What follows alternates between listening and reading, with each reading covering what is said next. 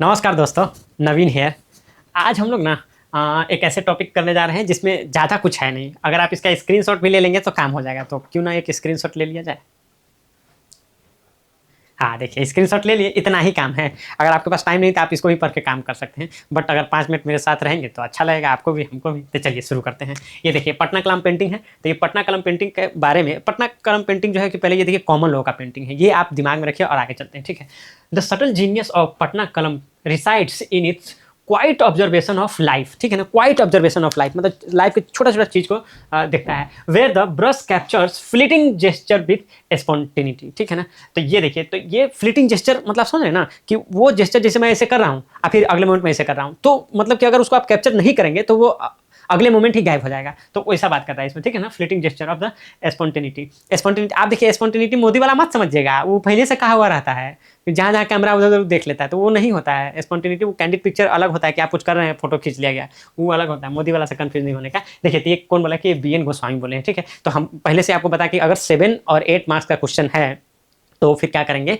अगर 7-8 मार्क्स का क्वेश्चन तो उसमें एक जो है हम कोड से शुरू करेंगे और एक डायग्राम रखेंगे। तो ये प्री रिक्विजिट है दोस्तों, इतना अपन लोग को करना है। चलिए ठीक है, आगे चलते हैं। ये हो गया द पटना कलम पेंटिंग टुक रूट ड्यूरिंग, ये देखिए 70-60। तो ठीक, ये 70-60 में है ना। तो ये मतलब पटना में अराइव हुए थे इनके पेंटर सब थे। कैसे हम लोग अभी देखेंगे, ठीक है।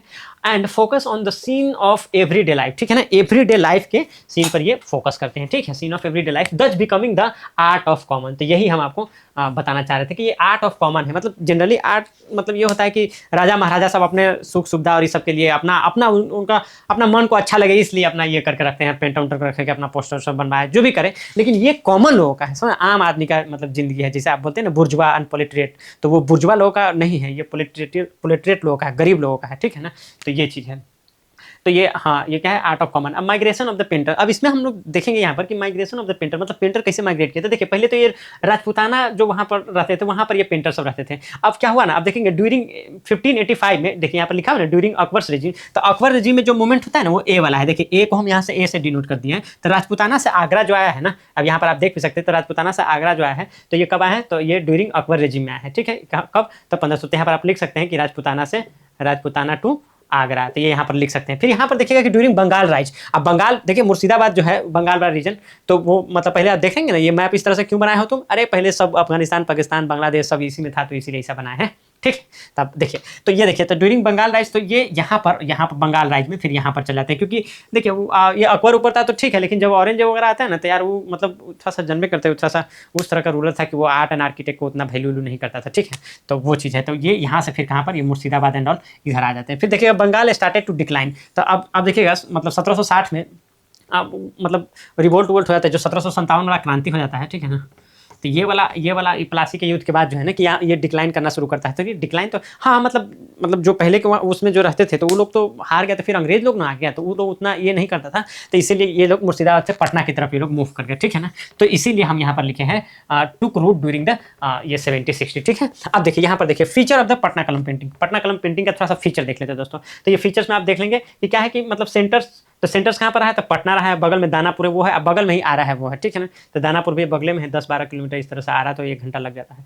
अब देखिए पेट्रोल्स में कौन सा है, तो कंपनी ऑफिशियल। तुम कह रहे थे कंपनी ऑफिशियल नहीं करता, नहीं मतलब पटना में आया तो वहाँ पर कर रहा था और जमींदार लोग भी कर रहा था।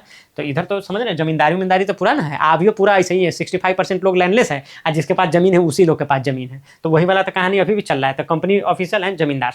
अब देखिए ये फेमस पेंटर्स कौन रहे हैं, तो सेवक राम रहे हैं, शिवदयाल लाल है और एक मतलब शिवलाल भी है। तो ये लोग क्या है, फेमस पेंटर है ये लोग भी। जैसे हम लोग नहीं देखे थे उसमें विटपन और दीमन एंड विटपन देखे थे उस मेला में पालाट में, तो उसी तरह से इसमें है सेवक राम और ये क्या है शिवदयाल लाल। तो ये है फेमस। इन्फ्लुएंस देखिए, जो पटना कलम पेंटिंग है इस पर इन्फ्लुएंस देखिएगा तो ऑब्वियसली मुगल का तो रहेगा ही, मुगल पेंटिंग का तो रहेगा ही, और जो कंपनी आर्ट है तो ये लोग आया तो कंपनी आर्ट का भी रहेगा। तो क्या क्या है वो एक बार देख लेते हैं। तो मुगल पेंटिंग का क्या है, फाइन ब्रशेज स्ट्रोक, मतलब बड़ा फाइन ब्रशेज यूज करते हैं। आप बाद में हम लोग देखेंगे फाइन ब्रश के लिए हम लोग क्या यूज करते हैं, किस तरह से। ब्राइट कलर, तो मुगल वाला है तो ब्राइट कलर एकदम, जो भी रहे, लाल रहे, पीला रहे, हरा नहीं, नीला रहे, लेकिन सब पूरा एकदम ब्राइट रहना चाहिए, ठीक है ना। तो ये कहाँ से हम लोग लिए, तो ये मुगल पेंटिंग से लिए। अब हम लोग बात करते हैं कंपनी आर्ट का। तो वाटर कलर, तो जनरली वाटर कलर यूज करता था ये कंपनी वाला, और various sets of the light. तो ये various sets of the light, ये यहाँ पर तो ज्यादा सेट्स यूज नहीं करता था, ब्राइट कलर यूज करता था, लेकिन यहाँ पर various sets of light use करते। कौन, तो ये कंपनी आर्ट वाला।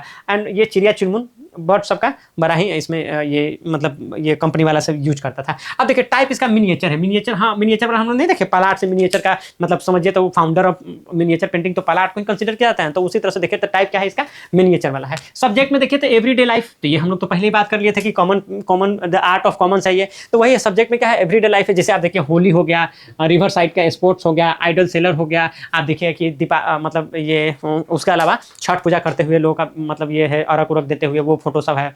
यहाँ पर तो लिखा भी तो है ना, where the brush capture fleeting gesture with the spontaneity, मतलब फ्लिटिंग जेस्चर, तो कॉमन लोग का जो फ्लिटिंग जेस्चर है सबको कवर करता है ब्रश। अब ब्रश पर आ जाइए, देखिए ब्रश पर क्या है वही अभी देखे थे थोड़ा पहले, फॉर वेरी फाइन वर्क, ठीक है ना, फाइन वर्क के लिए क्या है, टेल हेयर ऑफ स्क्वायरल्स, ठीक है ना, टेल हेयर ऑफ स्क्वायरल। अगर आपको एकदम पतला जैसा देखिए ना, एकदम पतला आपको करना है, मेरे पास भी ऐसा मार कर सब एकदम पतला बोलिएगा तो पतला कर देंगे, अब मोटा वाला के लिए मोटा कर देंगे। देखिए एकदम पतला वाला तो एकदम पतला हो जाएगा, अब मोटा वाला करिएगा तो फिर मोटा हो जाएगा। तो ये देखिए मोटा वाला है तो मोटा हो गया। तो पतला वाला के लिए ये देखिए, पतला वाला के लिए क्या है, tail hair of the squirrels. जो मोटा वाला जो ललका वाला किए हैं तो इसके लिए ये बोल्डर एंड ब्रोडर वर्क, तो इसके लिए क्या है, तो आपको टेल ऑफ गोट, मतलब आपको बकरी का टेल वाला यूज करना पड़ेगा, न तो गिलहरी का करना पड़ेगा। ये बात एकदम याद रखिएगा, जैसे मतलब याद रखिएगा, गिलहरी छोटका रहता है तो उसका टेल यूज करेंगे तो कथी रहेगा, तो मतलब पतला रहेगा काम करना है। अब मोटका काम करना है तो बकरी तो एज कम्पेयर टू गिलहरी तो मोटाइले ना हो, तो उसमें तो टेल ऑफ गोट लीजिएगा तो आपका मोटा वाला ये तो एकदम ये दिमाग में छप जाना चाहिए, ठीक है। अब कलर्स में देखिएगा तो extracted from the plant and flowers etc., हम लोग भी पहले देखते हैं ना, तो बचपन में वो पता ले लेते थे फूल का, ऐसा ऐसा घसते थे तो उनमें से कलर वलर ऐसा निकलता रहता था, तो उसी तरह ये लोग बनाता था प्लांट और फ्लावर्स के ईटी से ये कलर ये करते थे। डिक्लाइन एंड डेथ क्यों खत्म हो गया, तो एक तो बेसिक सेंस ये रहता है कि खत्म होने का, ये पेंटिंग वेंटिंग का खत्म होने का क्या है, तो ऐसा कैमरा आ गया होगा, ठीक है ना। तो उस तरह से देखिए तो arrival of photography in Patna around क्या है 1829, ये देखिए ये उसी वक्त का टाइमिंग है जब हम लोग ऐसा मतलब सती को बैन करने के लिए 1828 1829 में जो हुआ था काम, उसी के टाइम का है। रिवोल्ट ऑफ द 1857, ठीक है। अब ये यहाँ तो हम बताए थे 1757 के बाद यहाँ पर पटना मूव किया था, लेकिन रिवोल्ट ऑफ 1857 में ब्रिटिश क्राउन टूक ओवर। तब अब देख रहे हैं ना, देख रहे हैं चेंज कैसे हुआ है।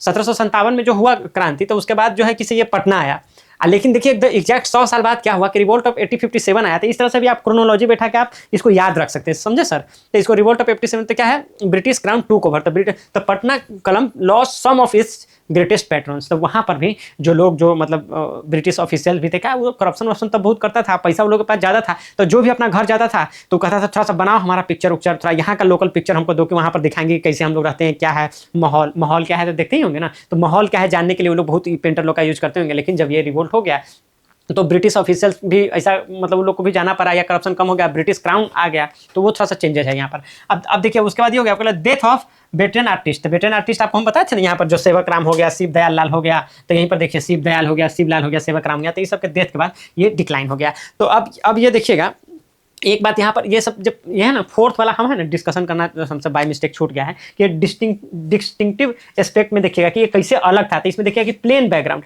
इसका बैकग्राउंड एकदम प्लेन हुआ करता था, मतलब कि बैकग्राउंड में ज़्यादा कुछ मतलब वो कलर उलर ये सब नहीं रहता था, एकदम प्लेन बैकग्राउंड रहता था, उसी पर वो बनाता था, नॉर्मल अपना पेपर ले लिया उस पर बना दिए।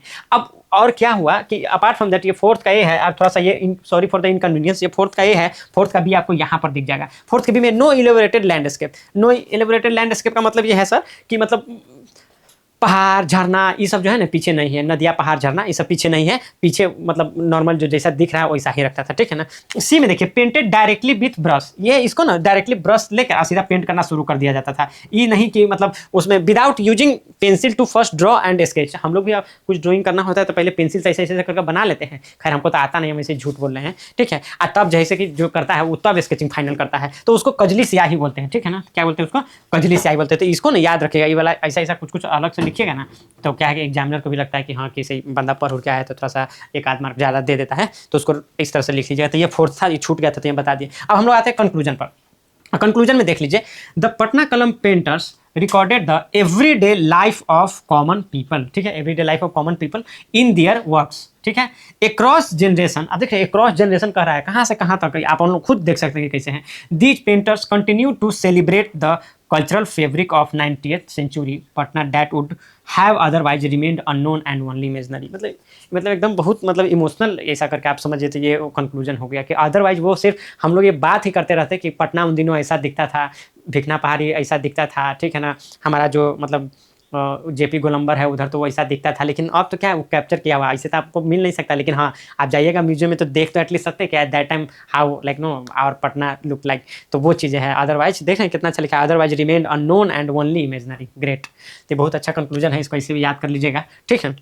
तो अब पहले ही हम आपको बता दिए थे कि इस वाले टॉपिक के लिए कुछ ज़्यादा करना नहीं है, तो इतना ही था। नेक्स्ट वीडियो में हम लोग ना अब थोड़ा सा केव आर्किटेक्चर, केव पेंटिंग, फिर टेम्पल, ये सब वाला कर लेंगे, ठीक है। तो अब देख लीजिए, अब चूंकि पूछ 70th में भी पूछ दिया था, ऐसे भी पूछा जा सकता है, शायद 69th में भी पूछा था, ये कैसे रिपीट भी कर देते कुछ क्वेश्चन आप लोग। ऐसा देखिए, ये एक बड़ा मिस्टेक लोग करके आए थे 70th में कि मतलब जो पूछा गया था, जैसे चंपारण पूछ दिया गया था तो सबको लगा कि बीच में गैप होगा, फिर से चंपारण पूछ दिया, तो कुछ कुछ क्वेश्चन वो रिपीट भी कर सकते हैं। You don't feel like that कि हाँ कि संथाल पूछ दिया है तो मुंडा ही पूछेगा, मुंडा पूछ दिया तो संथाल नहीं, उसको मन होगा तो मुंडा पूछा फिर मुंडा ही पूछ देगा, संथाल पूछा संथाल ही पूछ देगा, पटना कलम पूछा है तो नहीं वो ये मॉडर्न आर्ट एंड आर्किटेक्चर का फिर पटना कलम ही पूछ दिया, तो इस तरह से भी कर सकता है। तो मतलब कि आप उसके लिए रिस्क नहीं लीजिएगा, 2-4 क्वेश्चन के लिए क्यों जाइएगा रिस्क लेने, सब कुछ कर लेना है, ठीक है मेरे दोस्तों। तो take good care of your health. Naveen Kumar signing off, bye bye and take care, bye guys.